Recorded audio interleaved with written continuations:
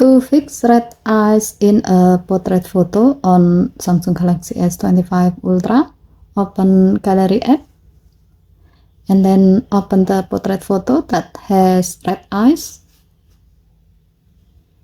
Tap edit icon or pencil icon at the bottom of the screen. Tap tools icon. Next, tap face effect. Swipe the icon area to the left until you find fix red eyes icon. Now, tap on the eyes you want to correct. If you are happy with the result, tap done button and then tap save to save the change.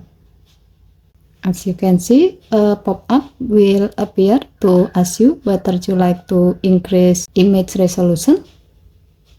To get a better result, tap increase resolution.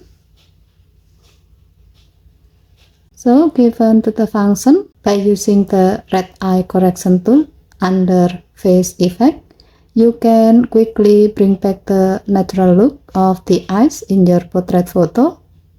It's a simple and effective way to enhance your shot. No third-party apps needed. Okay, thank you for watching. Please help to like and subscribe. Have a nice day.